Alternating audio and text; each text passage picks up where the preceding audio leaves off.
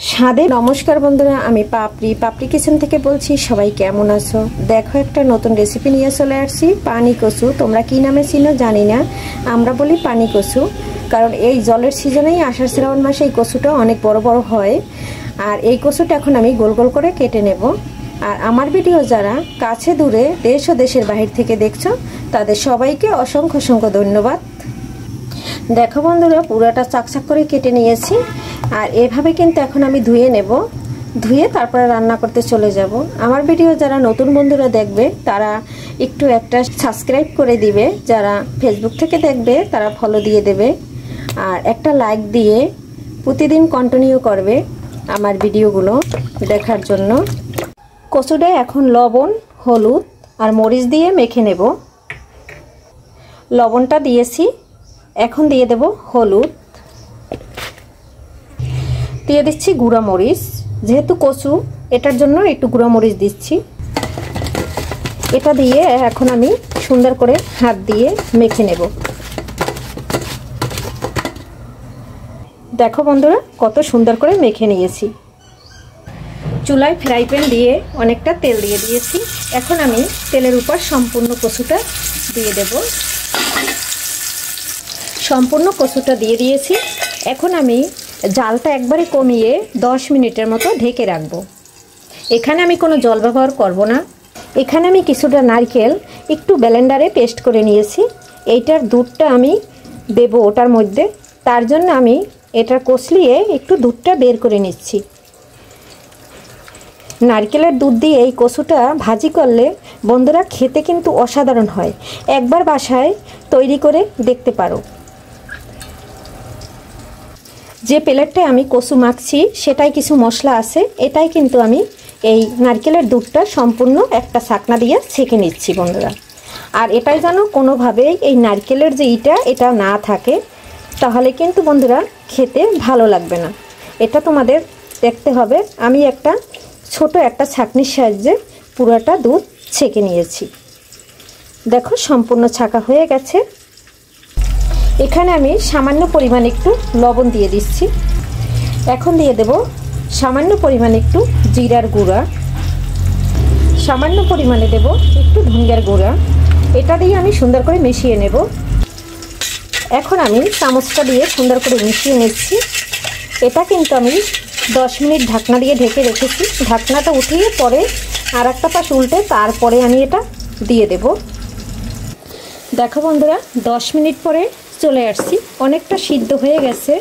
চামচ দিয়ে দেখো তোমাদের দেখিয়ে দিচ্ছি। এটাই কিন্তু আমি কোনো জল ব্যবহার করিনি। আর এভাবে কিন্তু কচুটা অনেকটা নরমই থাকে, তাড়াতাড়ি সিদ্ধ হয়ে যায়। আর মাঝখানে একটু কেটে কেটে দিচ্ছি, যাতে সম্পূর্ণ কচুর ভিতরে মশলাটা সুন্দর করে ঢোকে বন্ধুরা। আর এটার জন্য আমি এরকম কেটে কেটে দিচ্ছি। আর খেতে কিন্তু বন্ধুরা এভাবে দারুণ লাগে। আর এভাবে কচুতে কিন্তু প্রচুর আয়রন। বাচ্চারা এমনি কচু খেতে চায় না। এভাবে একবার নারকেলের দুধ দিয়ে বানিয়ে খাওয়াতে পারো।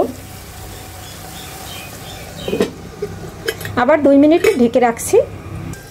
2 মিনিট পরে চলে আসলাম। এখন কিন্তু বন্ধুরা আমি জালটা বাড়িয়ে দেব, এপাশ ওপাশ যাতে একটু লাল লাল দাগ হয়। তারপরে কিন্তু আমি ওই নারকেলের দুধটা ব্যবহার করব।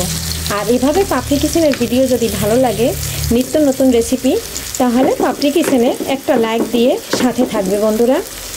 যারা নতুন বন্ধু তাদের জন্যও বলছি, একটা লাইক দিয়ে পাশে থাকবে। আর যারা পুরাতন বন্ধু, তারাও দেখার সময় কষ্ট করে একটা লাইক দিয়ে দিবে।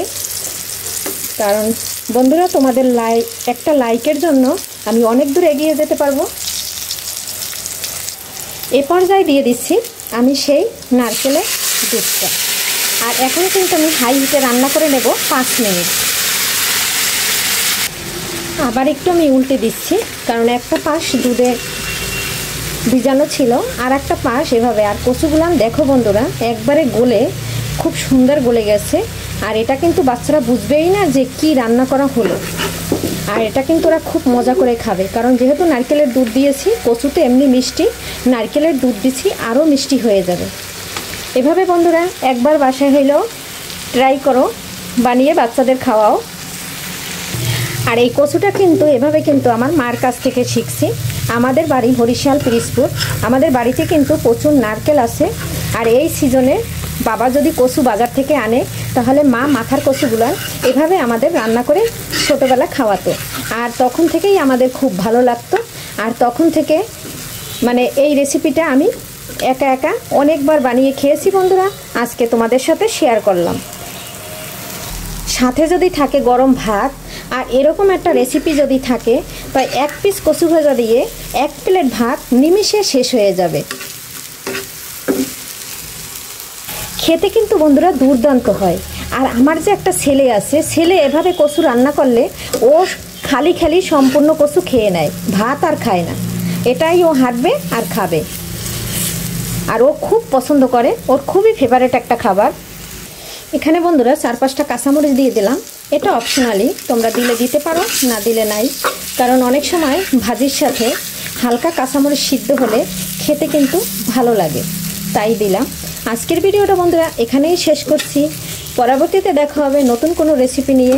এ পর্যন্ত সবাই ভালো থাকবে, সুস্থ থাকবে, শরীরের দিকে খেয়াল নেবে, প্রচুর গরম, বেশি বেশি জল খাবে। সবাইকে নমস্কার। দুর্দান্ত স্বাদের পানি কচু ভাজি রেডি নারকেলের দুধ দিয়ে।